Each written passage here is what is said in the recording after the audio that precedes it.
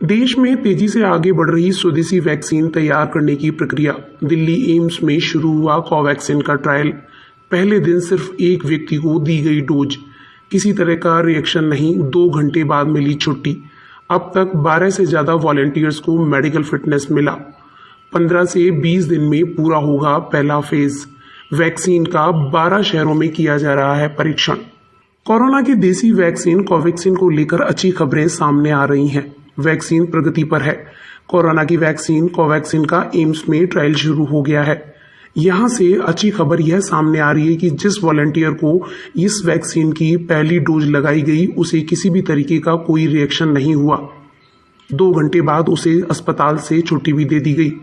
AIIMS में trial के principal investigator doctor Sanjay Rai का कहना है कि ट्रायल शुरू हो गया है और अब धीरे धीरे ट्रायल में वॉलंटियर्स की संख्या बढ़ाई जाएगी। डॉक्टर संजय राय ने कहा कि ट्रायल का पहला फेज सेफ्टी के मायने से बहुत ही महत्वपूर्ण है, इसलिए हमने वैक्सीन के बाद मरीज को अगले 2 घंटे तक ऑब्जर्वेशन में रखा। अच्छी बात यह रही कि उसे किसी भी तरीके का कोई रिएक्शन नहीं हुआ।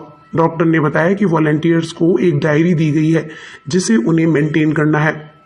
अगर उन्हें कोई दिक्कत होती है तो उसके बारे में लिखना है। उन्होंने कहा कि वॉलंटियर को फॉलोअप के लिए 7 दिन बाद फिर बुलाया जाएगा, लेकिन इस बीच में अगर उन्हें किसी भी प्रकार की दिक्कत होती है तो वे कभी भी आ सकते हैं। यही नहीं, वैक्सीन टीम के लोग फोन के जरिए उनसे संपर्क में रहेंगे और रोज उनसे हालचाल लिया जाएगा। राहत की बात यह कि कोरोना वायरस के लिए स्वदेशी वैक्सीन तैयार करने की प्रक्रिया भारत में तेजी से आगे बढ़ रही है। भारत बायोटेक और जायडस कैडिला की वैक्सीन का 6 शहरों में मानव परीक्षण चल रहा है। भारत बायोटेक की कोवैक्सीन को भारतीय चिकित्सा अनुसंधान परिषद यानी ICMR और national institute of virology NIV के साथ मिलकर तैयार किया गया है। इस वैक्सीन का 12 शहरों में परीक्षण किया जा रहा है। जिन अस्पतालों में इसका परीक्षण चल रहा है उसमें दिल्ली और पटना के एम्स और PGI रोहतक शामिल हैं। हैदराबाद, पटना, कांचीपुरम, रोहतक और अब दिल्ली में कोवैक्सीन के परीक्षण शुरू हो चुके हैं। इस वैक्सीन का परीक्षण अब नागपुर, भुवनेश्वर, बेलगांव, गोरखपुर, कानपुर, गोवा और विशाखापत्तनम में भी किया जाएगा। बताते चलें कि दिल्ली एम्स में कोवैक्सीन के पहले चरण का ह्यूमन ट्रायल चल रहा है। इस चरण में संस्थान को 100 वॉलंटियर्स का ट्रायल करना है।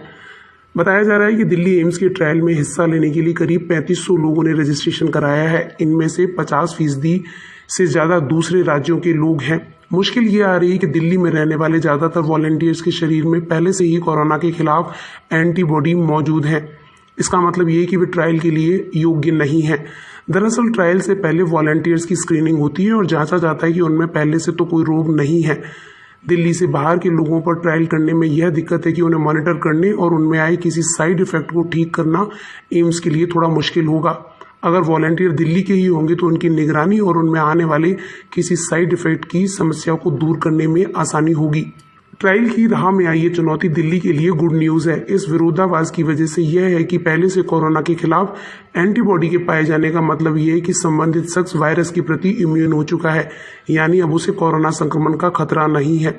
जिन वॉलंटियर्स के शरीर में पहले से एंटीबॉडी मौजूद है वे पहले ही कोरोना से संक्रमित होकर उससे ठीक भी हो चुके हैं। दिल्ली में हुए सीरो सर्वे में यह बात सामने आई थी कि यहाँ की 23.5% आबादी में कोरोना के खिलाफ एंटीबॉडी पैदा हो चुकी हैं।